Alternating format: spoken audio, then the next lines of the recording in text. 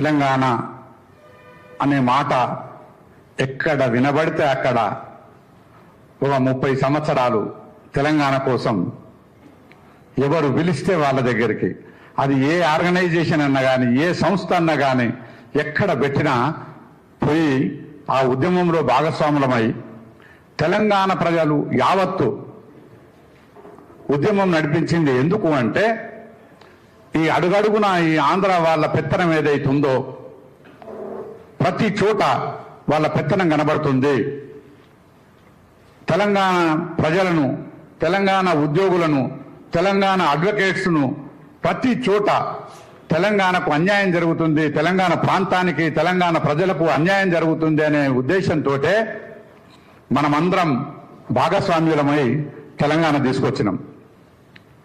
ఆ తీసుకొచ్చినటువంటి తెలంగాణ ప్రాంతం నుంచి విడిపోయినటువంటి ఆంధ్ర ప్రాంతం నుంచి వచ్చినటువంటి పోలీసులు ఒక జర్నలిస్టును, వాళ్ళు పెట్టినటువంటి కేసులు ఏదైతే ఉన్నాయో ఆ కేసులన్నీ కూడా 7 సంవత్సరముల లోపట ఉన్న శిక్ష ఉన్నటువంటి కేసులే. వాళ్ళు చేయాల్సింది ఏంటి? నోటీస్ ఇచ్చి, ఆ నోటీస్ ఇవ్వడానికి కూడా రావాల్సిన అవసరం లేదు. ఫోన్లో మెసేజ్ పెట్టడమో లేదా ఫోన్ చేసి నీ మీద కేసు ఇట్లా నమోదైంది, నువ్వు పోలీస్ స్టేషన్కు రమ్మని చెప్పేసి మనకు ఆ నేరస్తునికి ఇంటిమేట్ చేయడమో చేయాల్సినటువంటి పని పోలీస్ చేయాల్సినటువంటి పని. అట్లా కాకుండా పోలీసులే డైరెక్టుగా ఆ కేవీఆర్ గారి ఆ ఇంటికి వచ్చి బలవంతంగా నువ్వు రావాలి, నువ్వు పోలీస్ స్టేషన్కు తీసుకెళ్తామని చెప్పేసి, అంటే ఒక ప్రభుత్వం ఒక రాష్ట్రం నుంచి ఇంకో రాష్ట్రంకు పోలీసులు రావాలంటే ఖచ్చితంగా ఇక్కడ పర్మిషన్ తీసుకున్న తర్వాతనే ఈ స్టేట్లో ఎంటర్ కావాలి. అక్కడ అది జరిగిన తర్వాత ఇతను ఎక్కడైతే ఉంటున్నాడో ఆ పరిధిలోకి వచ్చి అక్కడ ఉన్నటువంటి SHO ఎవరైతే ఉంటారో అతనికి ఇంటిమేషన్ ఇచ్చి, అక్కడ FIR కాపీ ఇచ్చి, అక్కడ ఉన్నటువంటి ఆ స్థానిక పోలీసు స్టేషన్ నుంచి ఒక పోలీసును ఎవరినన్నా వెంబడ తీసుకొని వీళ్ళ ఇంటికి వెళ్ళి అతని మీద ఉన్న కేసు ఏంటి ఆ వివరాలు చెప్పి ఆ నోటీస్ ఇచ్చిపోవాల్సినటువంటి బాధ్యత పోలీసులది. అది కాకుండా అంటే ఇప్పుడు పరిస్థితి ఏడుకొచ్చింది అంటే,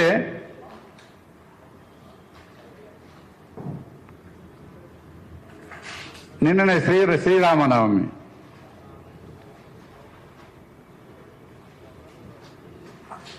ఇప్పుడు ఎవడైతే రక్షించాలో అంటే ప్రజలకు ఏదన్నా ఎక్కడన్నా అన్యాయం జరిగితే, ప్రజల మీద ఏదన్నా నిర్బంధం జరిగితే, ప్రజలకు ఇబ్బందులు జరిగితే దాన్ని పత్రికలలో రాస్తారు, టీవీలలో చెప్తారు. వాళ్ళకే ఇబ్బంది జరిగినప్పుడు అంటే ఎంత దుర్మార్గం అంటే, ఒక ప్రెస్కు సంబంధించినటువంటి ఒక జర్నలిస్టు, ఒక ప్రత్యేకంగా ఒక యూట్యూబ్ ఛానల్ నడుపుతున్నటువంటి వ్యక్తి అని తెలిసి కూడా పోలీసు వాళ్ళు వచ్చి ఇంత నిర్బంధంగా అంటే దౌర్జన్యంగా తీసుకెళ్లడం అంటే, పత్రిక అనేది పత్రికా స్వేచ్ఛ ఏదైతే ఉందో గవర్నమెంట్లో ఉన్నటువంటి పార్లమెంటు, ఎగ్జిక్యూటివ్, జ్యుడిషియరీ ఈ మూడుటి తర్వాత వచ్చేది పత్రిక. ఈ మూడుటిని కోఆర్డినేట్ చేసేది, ఈ మూడిట్లో జరుగుతున్నటువంటి లోపాలు కానీ, ఈ మూడిట్లో జరుగుతున్నటువంటి విషయాలను కానీ బయటకు తీసి రాసేదే పత్రికలు. వాళ్ళు ఎడిటోరియల్ రూపంలో, వాళ్ళ మాటల రూపంలో పత్రికా విలేకరులు అనలైజ్ చేసి చెబితే దాంట్లో ఏమన్నా పొరపాట్లు మాయి జరిగినాయా అని ఆలోచించి ఆ జరిగినటువంటి పొరపాట్లను సరిదిద్దుకోవాల్సినటువంటి బాధ్యత ప్రభుత్వం మీద ఉంటుంది. అంతే తప్ప మరి ఇక ప్రభుత్వాలకు వ్యతిరేకంగా రాస్తున్నారనో, లేకపోతే ముఖ్యమంత్రులకు వ్యతిరేకంగా వార్తలు రాస్తున్నారని చెప్పేసో, మరి ముఖ్యమంత్రులకు వ్యతిరేకంగా పత్రికలు వార్తలు రాయకపోతే, మరి టీవీ ఛానళ్లు చెప్పకపోతే మరి ఇంకెవరు రాస్తారు వాళ్ళ గురించి వార్తలు? మరి ప్రజలకు ఎట్లా తెలియజేస్తాయి? ఈ విధంగా పత్రికా స్వేచ్ఛ మీద, ఈ పత్రికల మీద, ఈ వార్తా సంస్థల మీద ఈ దౌర్జన్యం ఏదైతే జరుగుతున్నదో అది అక్కడ జరిగితే జరిగిండొచ్చు. ఆంధ్రలో రాసుకుంటున్నారు ఆయన మీద ఈయన మీద ఆయన, వాళ్ళేదో రాసుకొని పెట్టుకుంటే కేసులు పెట్టుకున్నారు. కానీ మీరు అక్కడికి వెళ్ళి ఇక్కడికి వచ్చి దీన్ని సహించే ముచ్చటే లేదు. ఒకటే ఇమ్మీడియట్ గా ఇప్పుడు మన డిమాండ్ ఏమిటిదంటే వాళ్ళు అదే ఇదంతా పక్కకు పెట్టేసి వాళ్ళు ఒక నోటీస్ ఇచ్చిండ్రు. నోటీస్ ఇచ్చి ఈ కేవీఆర్ వదిలిపెడుతూ మళ్ళీ మేము పిలిచినప్పుడు రావాలి, మాకు సహకరించాలని చెప్పేసి ఆ నోటీసులో ఏం మెన్షన్ చేస్తాడంటే ఈయన టీవీ ఏదైతే ప్రచారం చేసిండో దాని క్లిప్స్ తీసుకురమ్మన్నాడు. ఓకే, క్లిప్స్ తీసుకురమ్మంటే దానికి సంబంధించి మనం ఇవ్వాల్సినటువంటి బాధ్యత ఉన్నది. కానీ ఆయన అకౌంట్ అట, ఆయన భార్య అకౌంట్ అట, ఆయన తల్లిదండ్రుల అకౌంట్లట, ఆ బ్యాంక్ అకౌంట్ల నంబర్ తీసుకురమ్మని చెప్పేసి అసలు అని ఉద్దేశం ఏమిటిదో మరి ఈ బ్యాంక్ అకౌంట్లు అడగడానికి ఈ కేసుకు సంబంధం ఏమున్నదో అంటే ఇంత దుర్మార్గంగా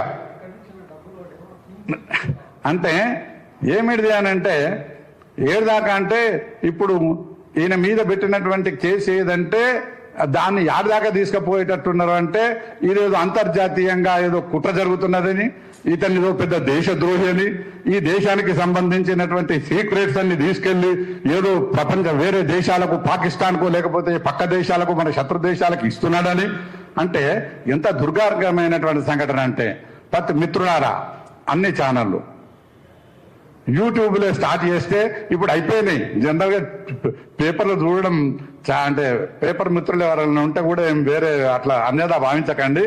ఈరోజు పేపర్లను చూడడం కూడా కొద్దిగా తగ్గించేసారు. పొద్దుగా లేచిస్తే ఆ యూట్యూబ్ ఛానల్ పెట్టేస్తే ఆ యూట్యూబ్ ఛానళ్ళనే అంటే పత్రిక మనం చదవాలంటే ఆ పత్రిక రేపు పొద్దున వస్తుంది, పొద్దున పేపర్ చూడాలా. ఆ పేపర్ చూడాక మొదలే తాజా వార్తలు అని చెప్పేసి యూట్యూబ్ అని రఘు ఛానల్, ఆ ఛానల్, ఈ ఛానల్ వస్తూనే ఉన్నాయి. ఆ వార్తలు చూస్తూనే ఉన్నాం. అది ఈ టీవీ వాళ్ళు చెప్తే వాళ్ళు పొద్దున్న సాయంత్రం చెప్తారు. అవన్నీ రాకముందే యూట్యూబ్లలో వస్తున్నాయి. ఒకటి 24 గంటల లోపల ఈ కేసును మూసేయాలి.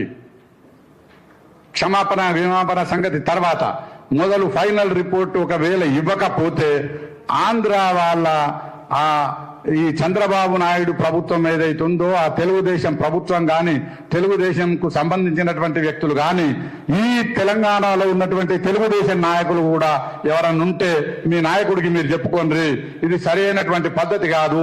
ఒకవేళ ఇది ఇంకా కొనసాగితే పరిణామాలు తీవ్రంగా ఉంటాయి. 24 గంటల లోపల ఈ కేసును ఎఫ్ఐఆర్ క్లోజ్ చేసినట్టు ఇంటిమేట్ చేయకపోతే అప్పుడు మిత్రులారా దయచేసి మీరందరూ సహకరించండి, అందరం కలుద్దాం.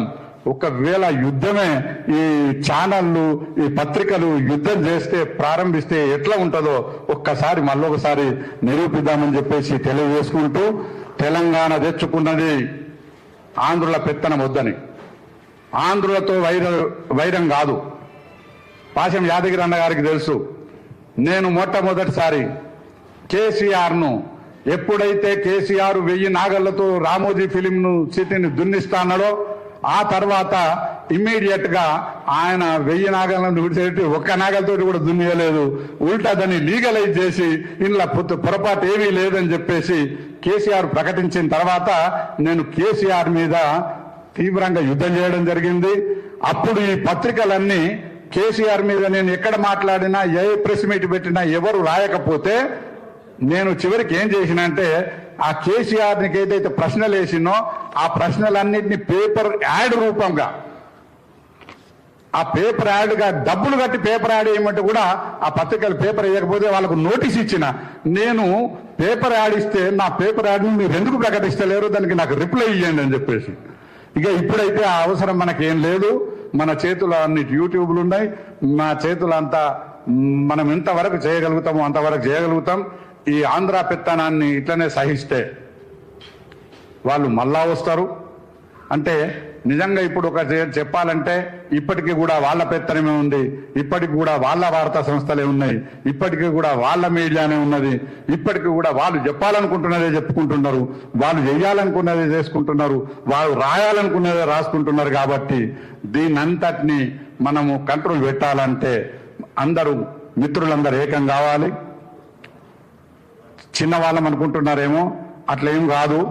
మనం సరైనటువంటి వార్తలను సరైనటువంటి టైంలో కరెక్ట్గా మనం ఇస్తే ఆ టీవీ ఛానళ్ళ కంటే ఈ పేపర్లను, ఈ న్యూస్లనే జనాలు చూస్తున్నారు.